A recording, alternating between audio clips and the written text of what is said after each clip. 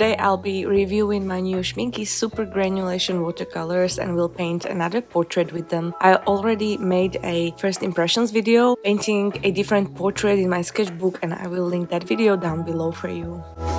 I purchased a desert set. The color that actually caught my attention the most was this desert green, but other than this one, earthy colors are not my comfort zone, and I think that's why I love working with this set so much nowadays. It introduced new colors into my palette that I was not even touching before. Set contains 5 colors: desert orange, yellow, green, gray and brown.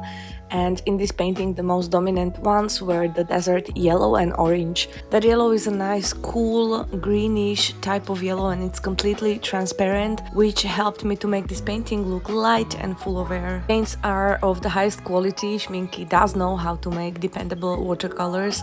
The only problem you might have with them is the re-wetting after they dry on your palette, and that's not a problem for me since I work with fresh paint from the tube most of the time.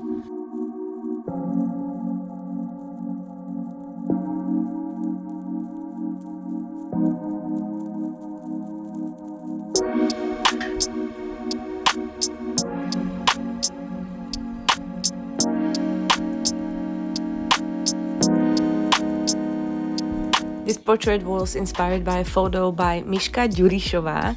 She's a friend and a really good photographer. I will link her Instagram down below, so shout out to her. I love the overall atmosphere and the coloring of the photo and thought it would be perfect for testing of these special watercolors. I created a sketch on a spare sheet of paper and then transferred to watercolor paper via Lightbox. This is a smaller format painting. The paper is A4, and if you wonder what brand is my watercolor paper, it's Canson Moulin du Roi. I use the cold pressed version. It is available in only Jackson's Art Supplies these days. I didn't see it being sold anywhere else. I will put a link down below for you because I get a lot of questions about this paper. Traditionally, I start with a wet in wet layer just to create a certain color, atmosphere, or set the mood for the painting. Dominant color here was the desert yellow. I absolutely loved the greenish undertone it has. It is unlike any other yellows that I have in my watercolor collection.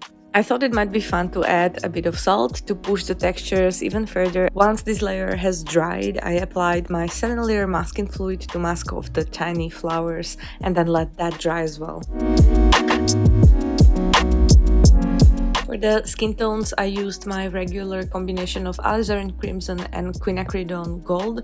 I made a skin tone mixing real-time video that's available for free here on YouTube, and if you struggle with mixing skin tones with watercolor, I will link that video for you down below so that you can find it and check it out. It contains a 15-minute very quick exercise that will explain to you just how to proceed with this.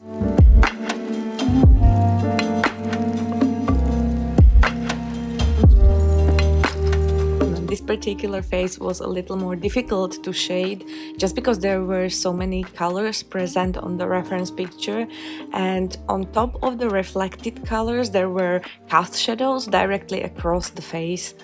I love this kind of challenge, and that kind of scenario is so much fun to paint with watercolors, but first you need to build the bottom layers completely before you paint the cast shadows on top. Because of that, the painting goes through a massive ugly stage and is only tied together later on once all the colors are finally placed to the paper.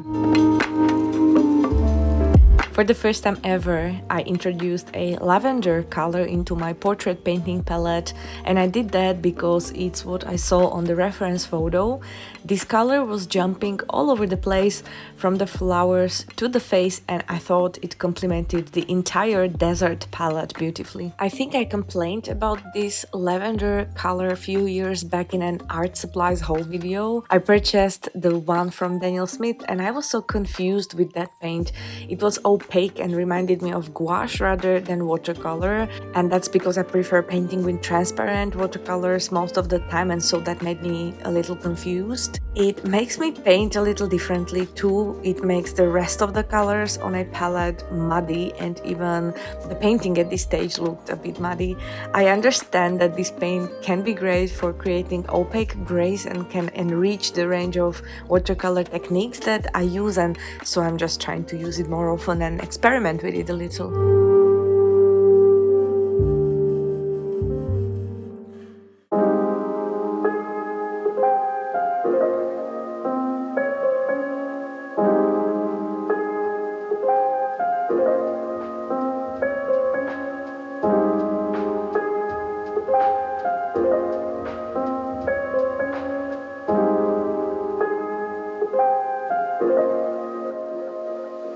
Here I tried to place the rest of the colors into the background and around her face to establish values. I painted wet in wet, and this was the most enjoyable part of the entire painting session. I just loved how those warm desert colors looked against the cool but soft lavender.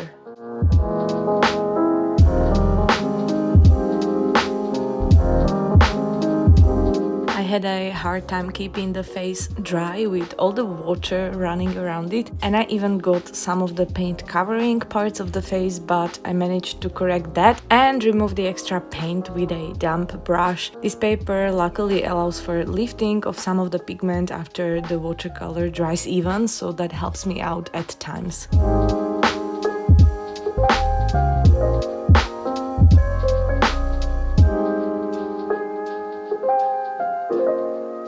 I used the desert gray and I think neutral tint to paint shadows of the hair. Painting hair is a challenging task, especially if you want to keep them loose and part of the flowy watercolor textures. And I thought to ask you guys if you want to see a painting hair tutorial, so please let me know in the comments if I should create one. However, my approach to painting hair is always loose.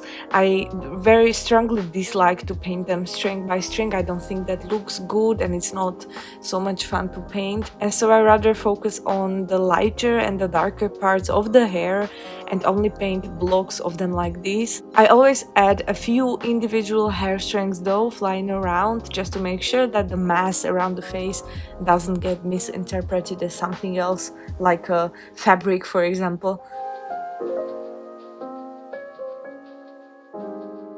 I finished this layer off with adding color to a few more areas that were in shadow, but tried to keep it loose here, and then just a few splatters that I think work well with this watercolor approach. And then I finally could paint in all the cast shadows.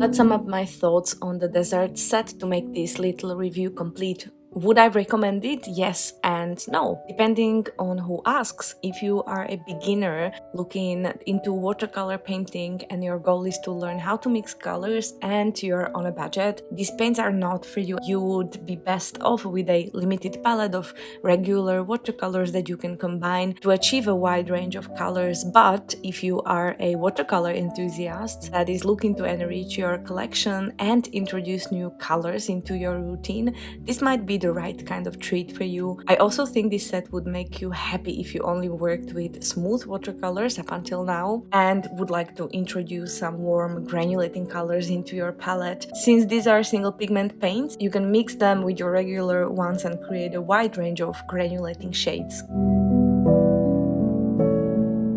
I already painted 4 pieces using this set and will continue using them because right now I can't get enough of this soft warm coloring. It's a nice and I think temporary change from my regular inclination towards cooler palettes. Colors are highly light fast, which makes them ideal for creating professional artworks that you can sell without worrying about the final product quality. I only found 2 cons, and those are the re-wetting issue that I mentioned earlier and their price, which maybe you can bear when you purchase the smaller version of the set like I did. If you enjoyed the video, I would be happy if you let me know. Give the video a thumbs up and leave me a comment down below, and I will see you in the next one.